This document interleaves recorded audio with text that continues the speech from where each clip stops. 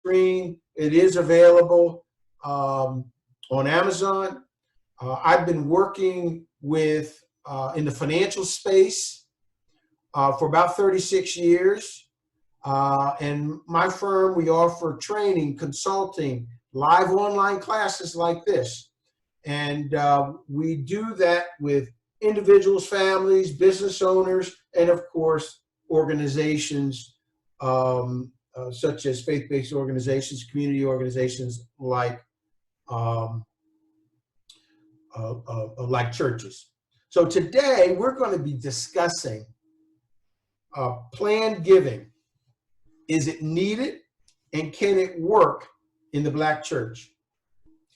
And I've attempted over the last probably 30 to 40 days to update my research that I've been doing over the last 25 years. And I wanted to shine a light on some of the pioneering organizations that I have worked with. They're pioneering business owners of those churches, and how they've used planned giving to help their family of faith benefit future generations, because that's what it's about, benefiting the future generations. And so what we're going to do here is, I hope everyone can see why include the church. And that's where we're going to start here. And there we go. All right. So why include the church? What's in it for the church? Your members' gift that they would make to the church, there's an immediate benefit that the church gets. You get increased collateral for building fund projects, mortgage reduction. Some of you on the call today are involved in mortgage reduction. Building funds is another area. Leverage to fund existing ministries. Support for visions for the future. Increased revenue streams and operating funds. These are all very valid reasons to look at planned giving. The increased capability to conduct ministerial outreach is something that I hear a lot of churches talk about they'd like to do. And the ability to have increased presence in the community. So what's in it for the members? They get an increased sense of pride and satisfaction of knowing that they've made a difference because their gift helped their church. And I don't want to leave the pastors out. I know we got a couple of pastors on. What's in it for the pastor?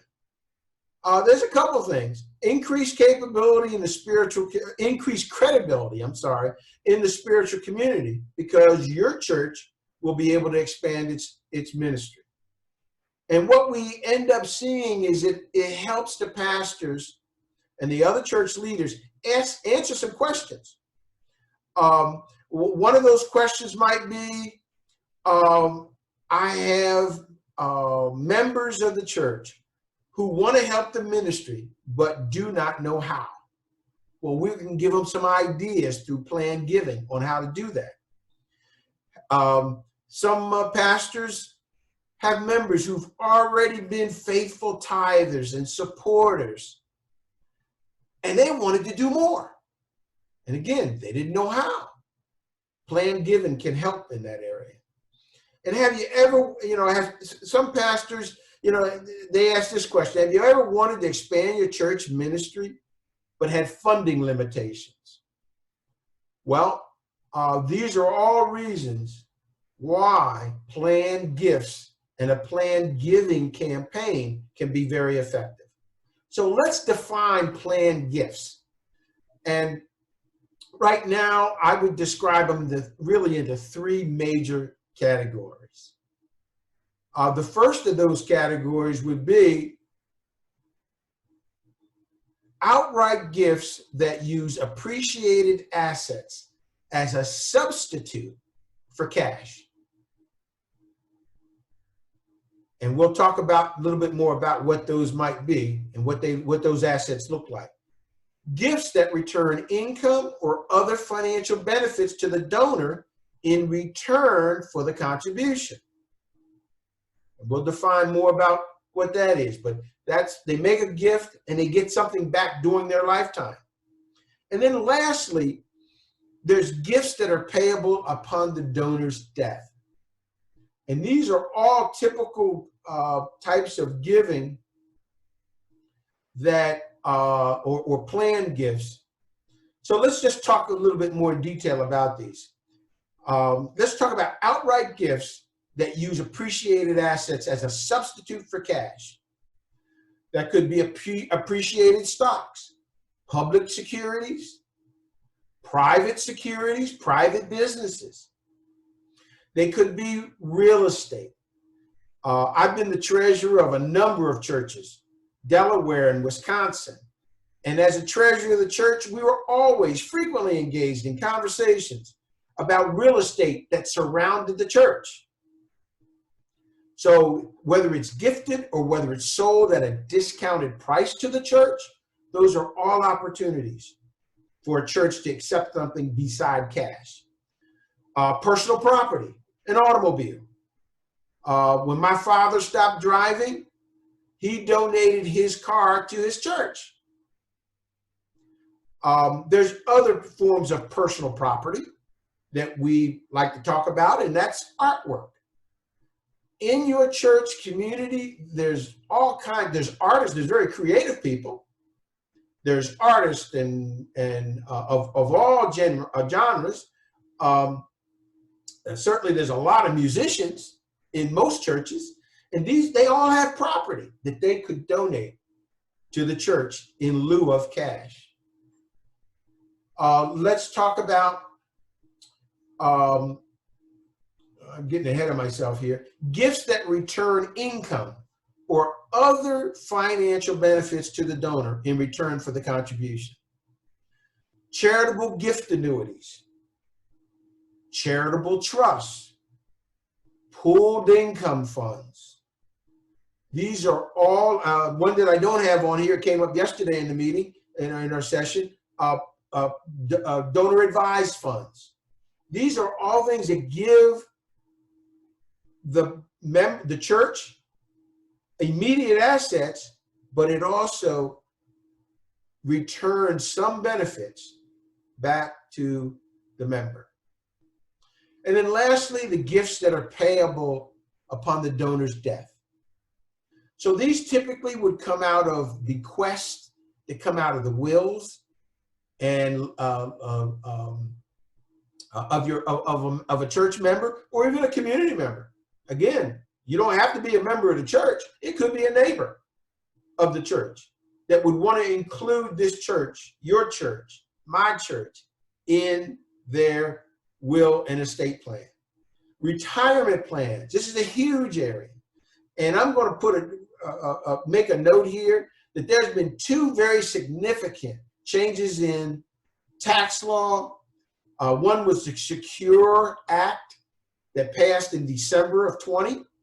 The other one just passed a couple of weeks ago, March 27th. That was the CARE Act and the Secure Act. These affected retirement plans. And if there's one thing you can take away from this session we're doing, you can do a session. You can talk with me, we can plan it, but you can do a session in your church embracing these new tax laws and helping your members figure out what it is that is going on with these new tax laws. Now, of course, you don't have to look very far to find plenty of experts, whether they're in your church community, in your congregation, or whether they come from outside, but people that can help you step through that.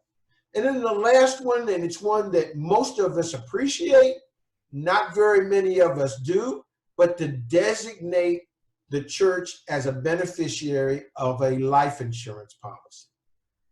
And really, that would be any kind of policy that has a designation. I was talking with one of the participants yesterday, and he said, Mark, I never thought about that. I never thought about naming my church. And this is a fellow that is very active in his church. And he says, what would keep me from my insurance policy naming 10%? Designating the church to get 10% of his insurance policies and the rest of it to go to his children and other interests. So here's a question. How can church members stop praying for a miracle and be the miracle for their church? Let's examine a couple of actual cases that I've been involved with, and I've gone back and updated them over the recent history here. So something that's common with all of these cases: one, there were immediate assets available. Two, scholarships were provided, because a lot of churches love to encourage academic excellence. Youth and senior programs have been perennially funded from gifts of their pioneering members. So this happens to be a church that was had a pioneering businesswoman who in the 40s and 50s rocked a Midwest city. She was involved in all kinds of things, and she in 1997 started with a gift during her lifetime to set up what is called the Calvary Endowment Fund. And this fund remained dormant for a few years, and they continued to get small gifts, and I'll give you more information about this fund. But in 2007, they began to focus on the youth. And what they did is they used to have a program, and many of your churches might have one, that you used to call a summer camp or a summer educational experience. Well, they called theirs the summer day camp. They later changed the name when they expanded it to the community, an enrichment camp. And they went from paying for the program to paying for the teachers and staff. So this particular endowment fund does have some operating funding to it. And this particular fund is managed by a board of directors. And that board of directors consists of the pastor, the church treasurer, trustee board treasurer, and the church clerk. And their mechanics are all written, all requests have to be in writing. That's pretty much their only requirement. Now, of course, I'm sure they have other things that the operating committee of the church does. This question came up earlier today from a participant yesterday. He wanted to know, was there a trust governing this? And in actuality, it is not. There are a few guiding principles that this church has, and I'm going to share those with you. The first one is the spending rule. I sat on a college's endowment fund for about 12 years. And spending rule was something, it was a $250 million fund. And spending rule was a topic of every meeting because it dictates how the money is going to be allocated from the investment fund. In this particular account, 6% of the previous year end balance is allocated to support the designated missions and ministries, with the excess earnings being reinvested to ensure that ministering to the future generations is more than a slogan. And that piece was pretty much penned from this pioneering businesswoman who started this, who made the initial gift. What I want to be able to do is show you a little bit more about this particular fund. And this is some of the collateral material that they use. In other words, how did they communicate what they were doing with the fund? This brochure was created. They had many different versions of this. This happened to be one. I think this was one of the early ones. But it was the way it would sit in the vestibule, right next to where the visitors would sign in. And it describes that this is a perpetual fund, and that's the main purpose, is to look at the church's longer term needs. It also does some description of what assets can be put into the trust and what types of giving they are willing to accept. Okay? I wanted to show you this chart because it gives you a sense. From 1998, this fund was started with about $37,000 to $40,000. The green shaded area at the bottom represents how the original principle functioned. So there were other gifts that came in, and this particular fund got to be almost 65, a little over 65, maybe close to $70,000 of original principal. Now you notice this jagged line here, that represents how the fund reacted over time. And during 9/11, the fund lost some money. During 2006 to 2009, the fund lost a lot of money. And of course, you can best believe in the past 60, 90 days, they've lost more money.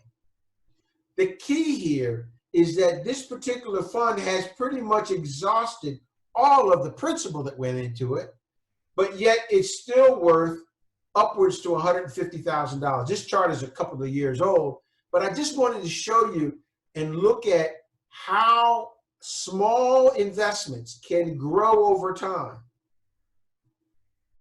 and can prove to be very effective for church groups. This particular fund, there are three major gifts types that go into it. There are very specific gifts. That might be their job is to clean the robes of the choir. That's what it does. They could be restricted gifts, restricted to youth programs. And then there's unrestricted gifts. This particular fund happens to be open-ended that way. And so that's one kind of perennial operational fund. Now I want to talk about a different type of fund. This one is the K.M. Dale Music Scholarship. The first one was a Baptist church. This one is an AME church.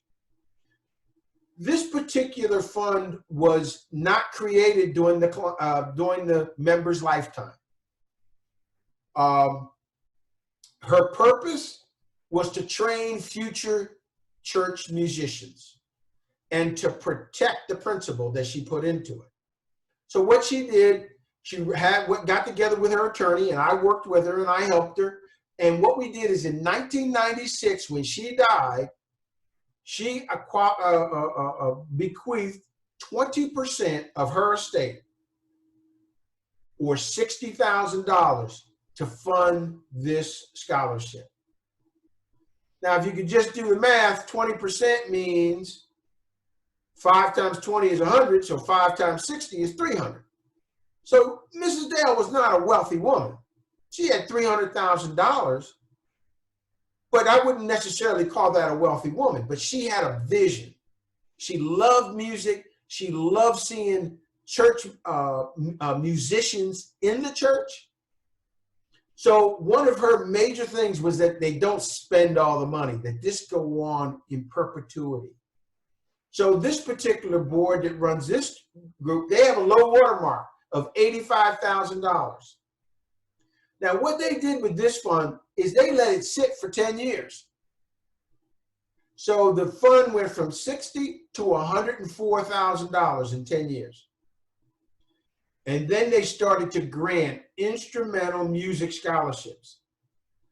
The max that they did in 1 year was 18 scholarships.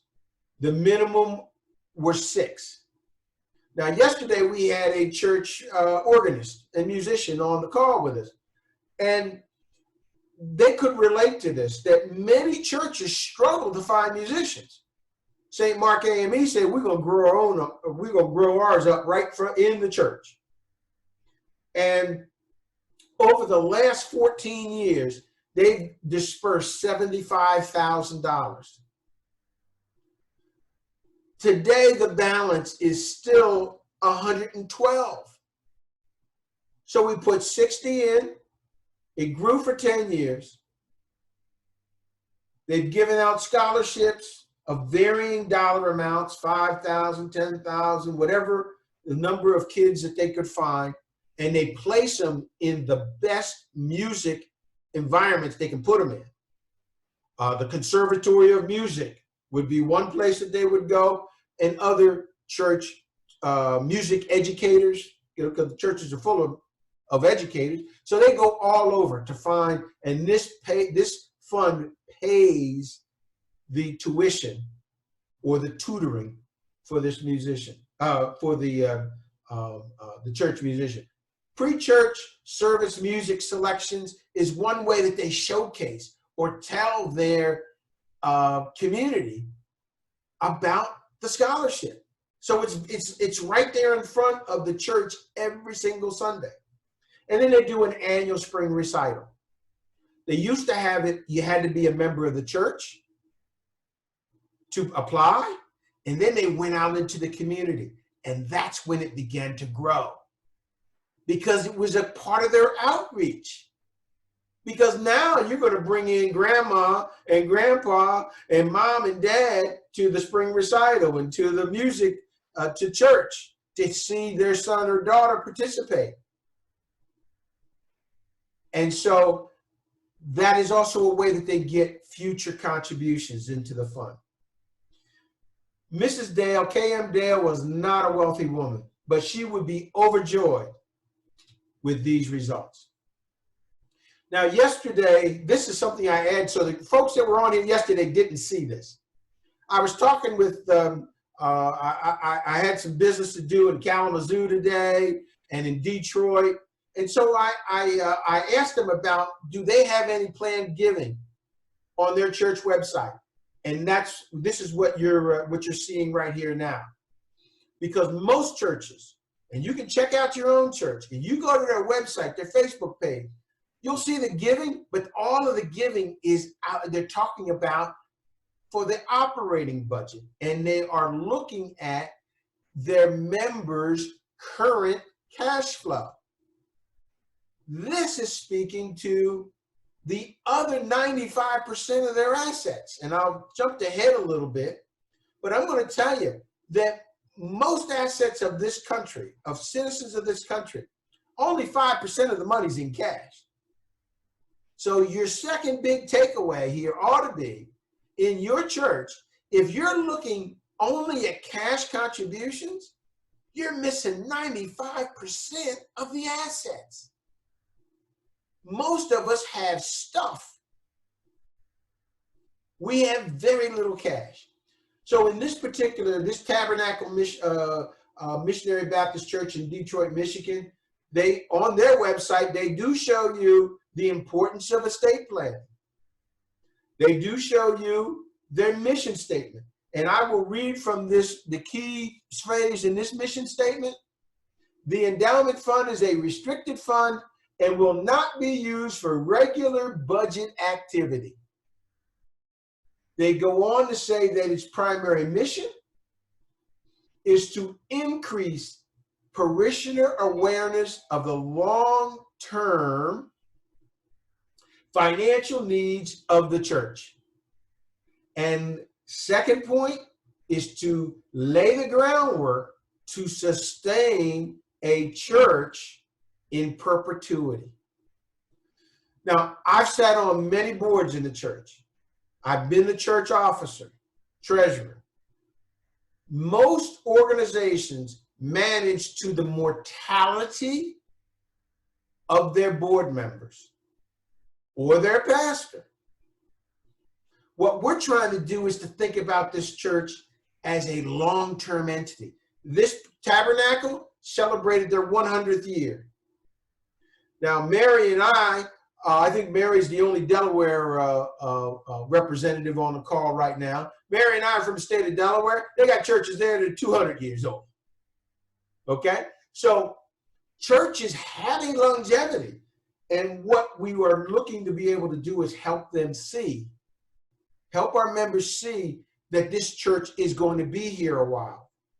Okay, gifts to a tabernacle, they even describe on their website how you can do it. So this is a part of the way that you get the word out. So I just wanted to add that for those of you that were referred in to see this presentation and to work with me this afternoon. Be sure to tell whoever referred you that there was some additional information. We are recording this call, and we can make sure that we get that communicated to them. Okay, so now we're going to talk about some frequently asked questions. Our congregation isn't wealthy, right? Well, your congregation is perfect for planned giving if they're not wealthy, because most low and middle class parishioners are giving the most. A 2015 Share Faith article that I was able to find, I'd love to update this data, but based on what I was able to find, is that those with a salary of less than $20,000 are 8 times more likely to give than someone who makes $75,000. Now, granted, remember that more than likely those that are making $20,000 are more than likely in retirement mode. So there are going to be a group that is asset rich, income less, or I won't say income poor, but they'll have less income. Many of our parishioners want to give or want to give more, but feel like they're not in a financial position to do so. And it's because our pastors, our leaders are focused on their monthly budget or their annual budget. They're not focused on their assets. Planned giving allows them to donate with no financial input or impact on their or during their lifetime. Most assets that are given are things that they feel they don't need anymore. And that's the point that I want to make here. Okay? Now, I've already shared with you that only 5% of the nation's wealth is in cash. The rest is in assets. And so when we talk about how can planned giving possibly bring in more money than our collections, which we have at every service? Well, hopefully I've already made that point, that it is possible. And the gifts, that when they can put gifts of stock, real estate, their IRA that they don't need, when they figure out and they know they can't put that in a collection basket, but if you can help them make those gifts through a planned giving or a planned gift, they are more than anxious to do it. A typical planned gift is 200 to 300 times the size of a donor's largest annual gift. So let's answer another question that comes up. Won't we lose, and I don't want to beat on my pastors, because we love y'all pastors out there, but won't we lose cash donations if we pursue planned gifts? On the contrary, studies have shown that after a planned gift is made, his or her monthly, yearly cash giving goes up. And here's why. To do a planned gift, you have to get intimate with your member. And when you get intimate with your member, they feel heard, they feel appreciated, and they want to do more, even on a weekly, monthly, annual basis. Okay? Lastly, we've been losing donations for a while. Our church is dwindling. How can we afford a planned giving program? Well, let me tell you, if that's your church that you're looking at, you can't afford not to have a planned giving program. It's more than a plan, it's a mindset. I was blessed to be able to work with the Catholic Church in the state of Wisconsin. And for those of you who know that many Catholic churches, they were rich in real estate. They had schools, they got churches, they had homes that housed the nuns and the priests. And during the 50s, 60s, and right through the 90s, many of the churches, Catholic churches in Wisconsin, and I think in your neighborhoods as well, have lost members. Those members moved out to other parts of the city, maybe out of parts of the country. Well, I saw 3 Catholic churches, and I handled their finances. I saw 3 churches condensed down to 1. And that 1 is more than likely going to get condensed again. So when we talk about planned giving, the Catholic Church, the Episcopal Church, they get it. And these are very active programs that they have. So it does not cost much to create and maintain a small program. According to the Giving Institute, charitable giving is up in the United States, but the percentage of those giving to churches has dropped from 53% in 1987 to 32% in 2015. Why is that? Because we are not showing your members how to give with their other assets. Other institutions are doing that very effectively. A planned giving program shows parishioners your church takes philanthropy seriously, and they take it just as serious as the other nonprofits that are soliciting them.